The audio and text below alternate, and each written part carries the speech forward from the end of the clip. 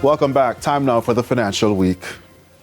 The Development Bank of Jamaica has announced the launch of the Caribbean Front Desk platform, a service that DBJ says will significantly transform the local tourism sector. The official launch was held in Montego Bay, St. James recently.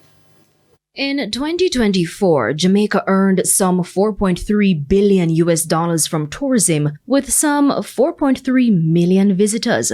According to the Development Bank of Jamaica DBJ, these figures could increase significantly this year with the launch of the Caribbean Front Desk platform. Deidreanne Burrell is the DBJ's Program Execution Officer. The platform will provide access to authentic Caribbean wellness experiences, connecting global travelers with regional entrepreneurs, starting with Jamaica, of course. It acts as a bridge between Jamaica's deep-rooted traditions in natural remedies and nutraceuticals and the spirit of innovation that defines our people. Through this platform, our creativity meets curiosity, integrating wellness into traditional excursions to enhance the well-being of our guests.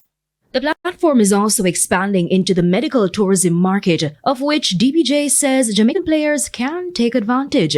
Ms. Burrell explained that this move is crucial, especially at this time. This platform is not just an opportunity, it is a solution for us, for the Jamaican tourism market to own more of our value chain and to ensure that more of the US dollars stay in Jamaica and not be repatriated. So that's always a good thing for our economy.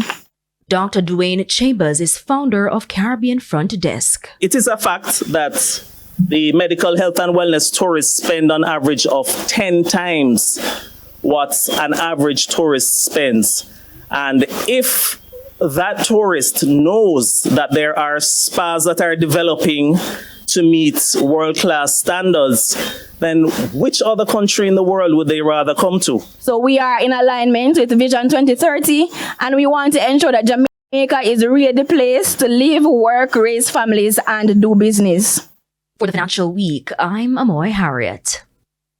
Trading ended with banks and cambios selling the US dollar for an average $160.12. The Canadian dollar is being sold for $117.11. The pound is going for $216.24, while the euro is selling for an average $184.25. In Friday's trading session, the JSE index advanced by 460 points, while the junior market index advanced by 32 points. The winners include Caribbean Flavors and Fragrances, MPC Caribbean Clean Energy US dollar shares, Proven Group US dollar shares, Pulse Investments, and Mayberry Jamaican Equities. The losers include AS Bryden & Sons Holdings US dollar shares, Epley Caribbean Property Fund, 138 Student Living Variable Preference Shares, R.A. Williams Distributors, and Caribbean Cream. 20 stocks traded firm. And that's the Financial Week. News from overseas and our bite of the week after the break.